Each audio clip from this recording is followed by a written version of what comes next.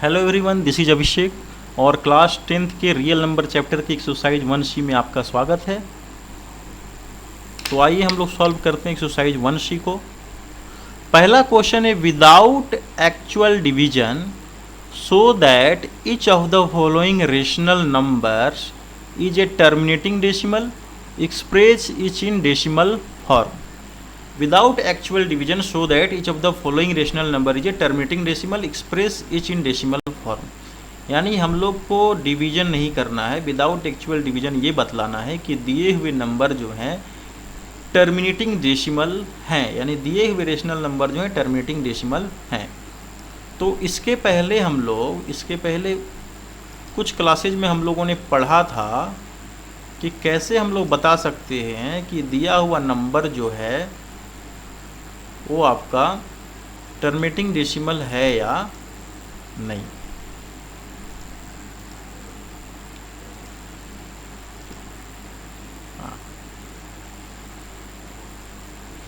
इसके पहले हम लोगों ने लास्ट क्लास में देखा था an important test, let p by q be the simplest form of a given rational number. यानी सबसे पहले उस रेशनल नंबर को हम लोगों को किस में कन्वर्ट करना है, तो उसके सिंपलेस्ट फॉर्म में कन्वर्ट करना है। उसके बाद चेक करना है कि उसका जो q है, यानी उसका जो डिनोमिनेटर है वो 2 to the power m into 5 to the power n के फॉर्म में है या नहीं, उसे चेक करना है। जहाँ पर m और n कोई इंटीजर्स हैं जो नॉन नेगेटिव इंटीजर हैं। अगर ये 2 to the power m into 5 to the power के n के फॉर्म में है इसका डिनोमिनेटर, तो हम लोग कह सकते हैं कि टर्मिनेटिंग डेसिमल है। Otherwise if it is not equal to the form of 2 to the power into 5 to the power n, then we can say that it is non-terminating repeating decimal। तो same formula जो हम लोग यहाँ use करेंगे। पहला question है 23 by 2 to the power 3 into 5 to the power 2। यहाँ देख सकते हैं कि 23 जो है एक प्राइम नंबर है और इसके नोमिनेटर और डिनोमिनेटर में कुछ भी कॉमन नहीं है एक्सेप्ट 1, यानी कि this rational number is in simplest form. और यहाँ देख रहे हैं इसका जो q है, दैट इज ये डिनोमिनेटर जो है वो क्या है 2 to the power into 5 to the power n के फॉर्म में है, यानी कि ये क्या है टर्मिनेटिंग डेसिमल है।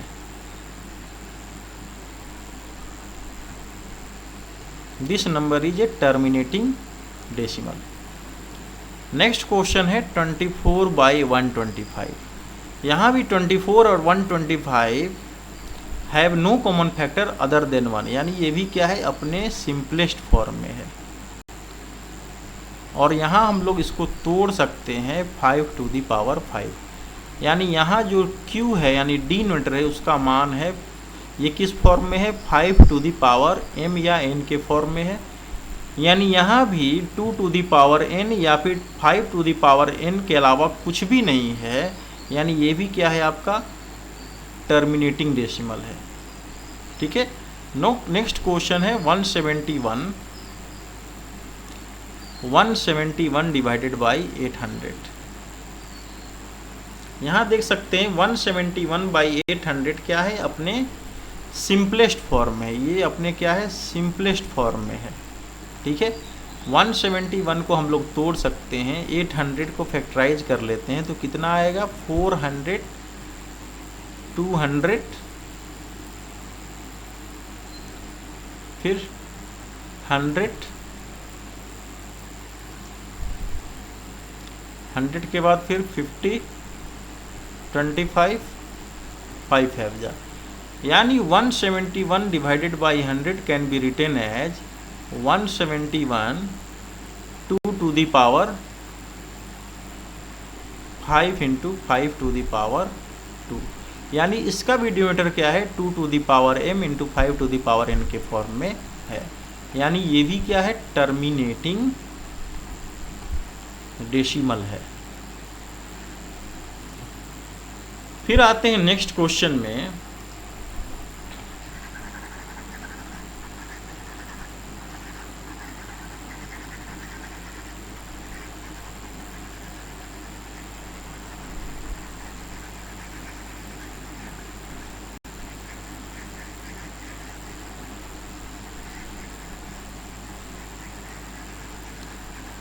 नेक्स्ट क्वेश्चन में हम लोग देखते हैं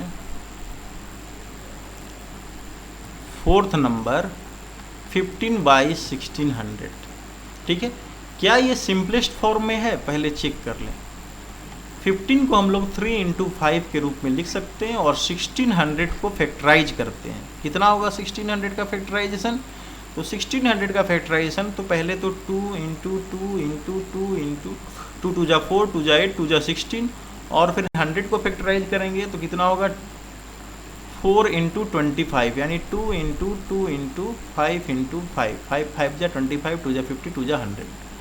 यहाँ देखते it is not in simplest form, ये सिंपलेस्ट फॉर्म में नहीं है क्योंकि यहाँ 5 दोनों में कॉमन है।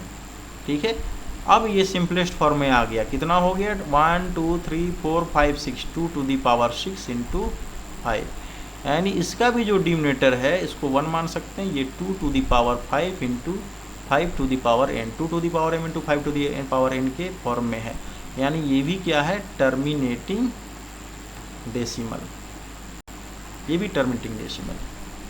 ठीक है, सिमिलरली नेक्स्ट क्वेश्चन को भी हम लोग चेक कर सकते हैं कि टर्मिनेटिंग है या फिर नहीं।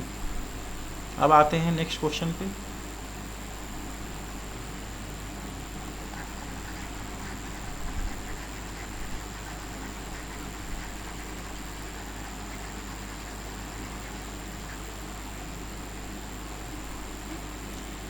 क्वेश्चन नंबर 2 है विदाउट एक्चुअल डिवीजन, बिना एक्चुअल डिवीजन के बतलाना है या शो करना है कि each of the following rational number is a non terminating repeating decimal. तो टर्मिनेटिंग डेसिमल के रूप में हम लोग जानते हैं कि किसी भी रेशनल नंबर का जो क्यू है यानी कि डिनोमिनेटर है वो 2 to the power m × 5 to the power n के फॉर्म में होना चाहिए, तब वो टर्मिनेटिंग डेसिमल है। उसके लिए सबसे पहले रेशनल नंबर को सिंपलेस्ट फॉर्म में होना आवश्यक है।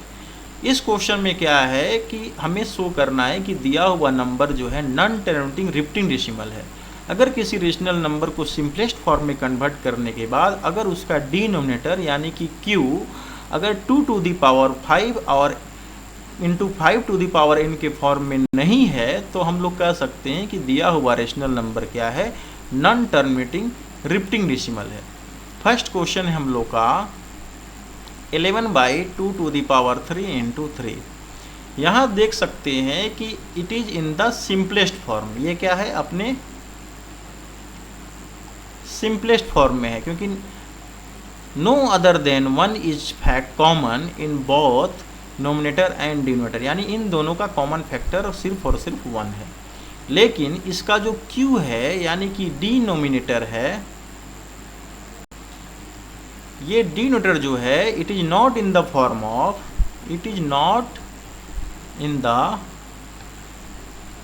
Of 2 to the power m × 5 to the power n, इसके फॉर्म में नहीं है क्योंकि यहाँ 2 के अलावा भी क्या है 3 है।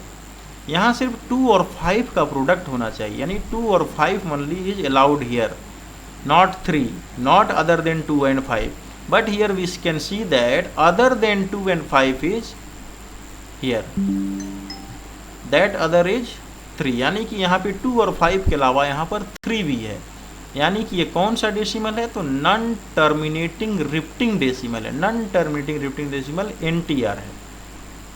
ठीक है,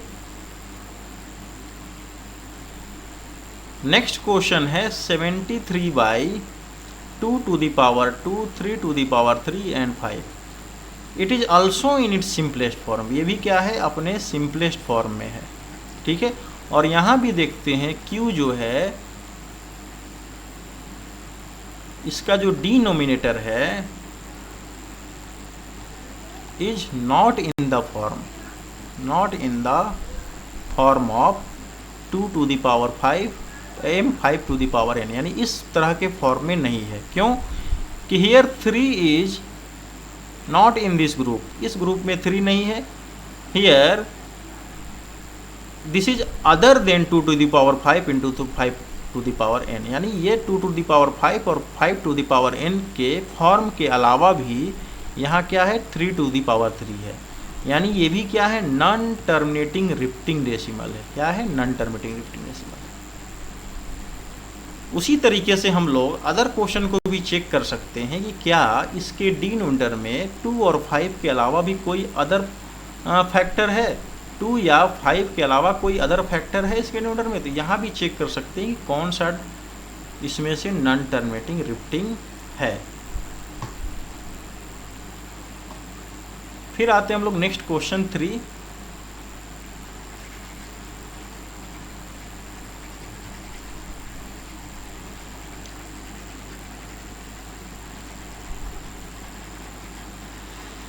यार बहुत गर्मी है और इस गर्मी में पढ़ाना बहुत ही डिफिकल्ट है।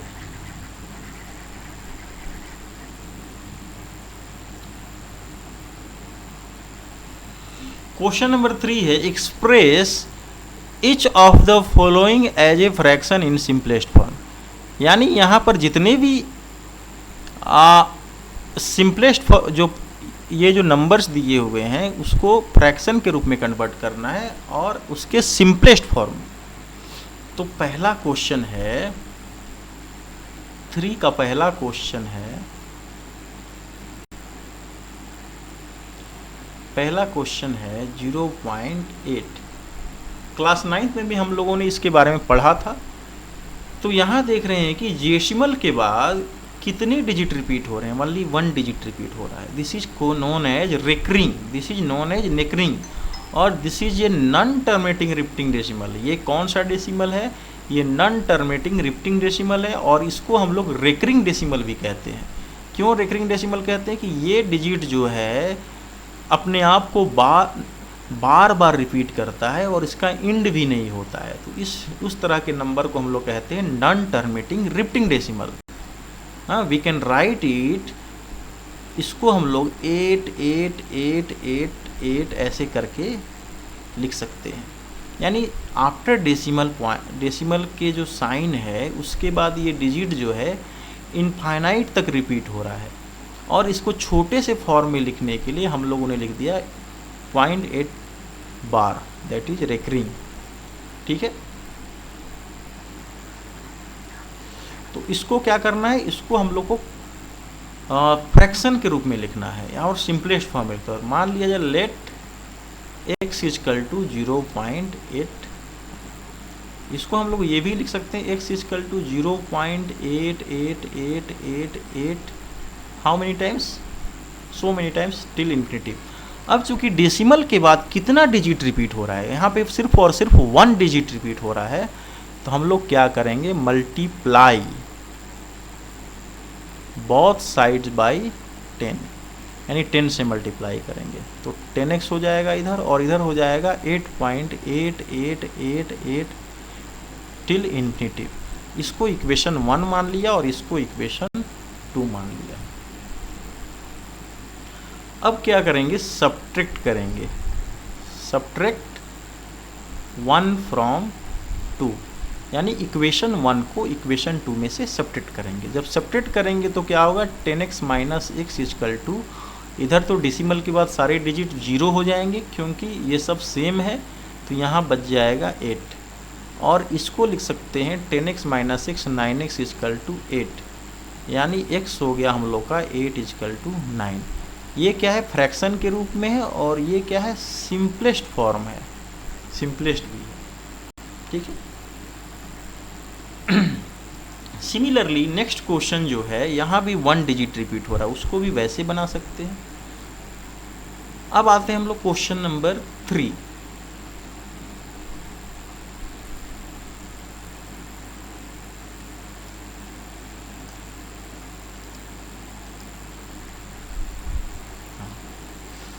क्वेश्चन नंबर 3 देख लेते हैं। यहाँ दिया हुआ है 0.24। ठीक है, लेट मान लेते हैं x इजकल टू 0.24, यानी यहाँ पे डेसिमल के बाद 24 के ऊपर रिकरिंग है, यानी ये कितने डिजिट रिपीट हो रहे हैं, तो 24 24 24 24, how many times till infinity. इसको हम लोग इक्वेशन 1 मान लेते हैं। अब चूंकि यहाँ पर कितने डिजिट रिपीट हो रहे हैं, तो 2 डिजिट रिपीट हो रहे हैं, तो बोथ साइड को किससे मल्टीप्लाई करेंगे, 100 से। तो मल्टीप्लाई बोथ साइड्स बाई 100 से मल्टीप्लाई कर दिए, तो यहाँ क्या हो गया, 100x इजकल टू कितना हो गया 24.242424 कितने टाइम तक, इन्फिनिटी तक। ये हो गया इक्वेशन 2। अब फिर क्या करेंगे, वही प्रोसेस है, सब्ट्रैक्ट 1 फ्रॉम 2। 1 को 2 में से सब्ट्रैक्ट करेंगे तो कितना आ जाएगा, इधर 100x माइनस 6, ये हो गया 99x। ऐसे उसको पूरा ही लिख लेते हैं, 100x माइनस x, और यह 24 के बाद इधर भी डेसिमल के बाद 2424, इधर भी डेसिमल के बाद 24, ये सारे जीरो हो गए और बच गया 24। ये हो गया 99x बार इजकल टू 24, और इसको लिख सकते हैं x इजकल टू 24/99। ये फ्रैक्शन तो हमें मिल गया क्वेश्चन का आंसर, लेकिन ये अपने सिंपलेस्ट फॉर्म में है क्या, नहीं है।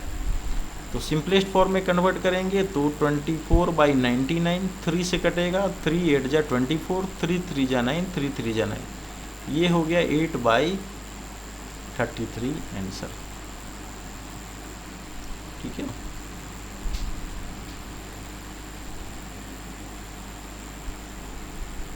फिर आते हैं नेक्स्ट क्वेश्चन में।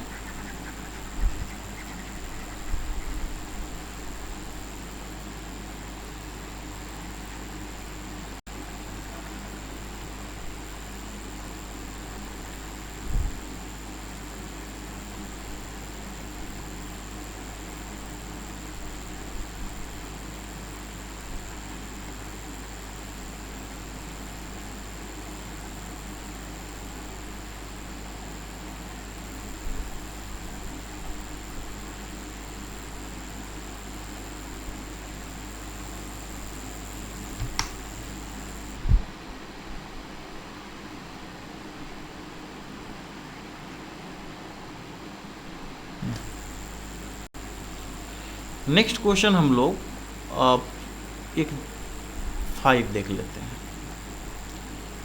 मान लिया कि लेट x इजकल टू 0.2, यहाँ जो है रेकरिंग 4 के ऊपर है, ठीक है, नॉट 2 के ऊपर नहीं है, वनली 1 डिजिट 4 के ऊपर है। ठीक है, इसको हम लोग लिख सकते हैं x इजकल टू 0.24444444। ठीक है, अब क्या करेंगे, मल्टीप्लाई बोथ साइड बाय 10 से मल्टीप्लाई करेंगे, क्योंकि हमको 2 को आगे लाना है। तो ये हो गया 10x is equal to 2.444444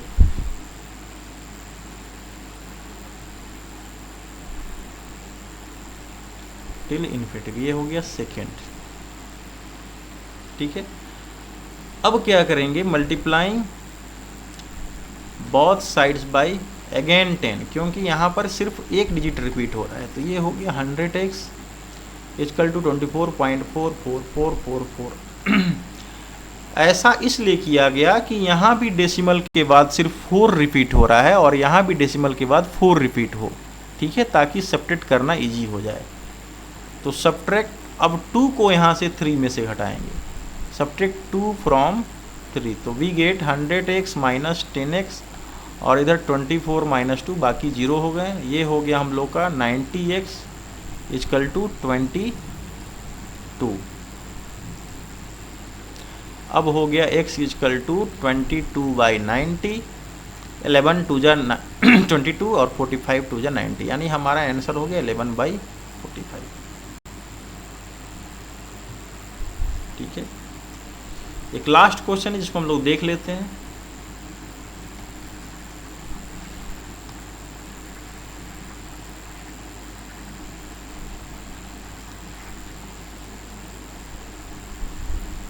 hello students, आपसे रिक्वेस्ट है जितना भी हो सके मेरे वीडियो को शेयर करें, लाइक करें, सब्सक्राइब करें, ताकि मैं पूरे मन से आप लोगों का सब्जेक्ट जो है ख़त्म कर सकूं और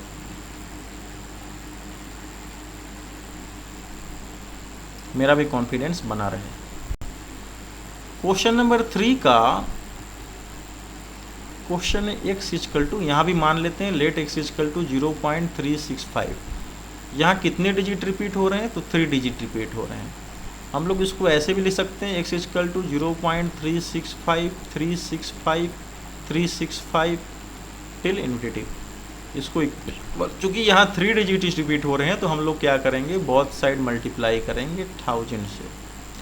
तो 1000 से मल्टीप्लाई करेंगे तो 1000 x इक्वल टू हो जाएगा 365 टू इन्फिनिटी ये सेकेंड। फिर से क्या करेंगे, सेकेंड में से 1 को सेपरेट कर देंगे तो यहाँ 1000x माइनस हो जाएगा x इक्वल टू 365। ये हो गया हम लोग का 999x इक्वल टू 365। अब इसको हम लोग लिख सकते हैं x equal to 365 divided by 999। क्या ये सिंपलेस्ट फॉर्म में, चेक कर लेते हैं क्या ये सिंपलेस्ट फॉर्म में है, चेक कीजिए।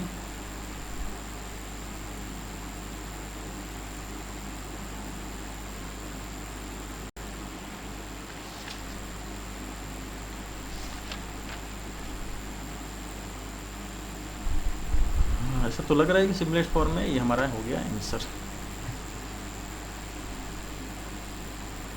तो ये 7th वीडियो आज का रियल नंबर चैप्टर का यहीं समाप्त होता है। इसके बाद फिर रियल नंबर चैप्टर के 2 वीडियो आएंगे और 2 वीडियो में हम लोग पूरे रियल नंबर चैप्टर को समाप्त कर देंगे। तब तक के लिए बाय बाय और थैंक यू।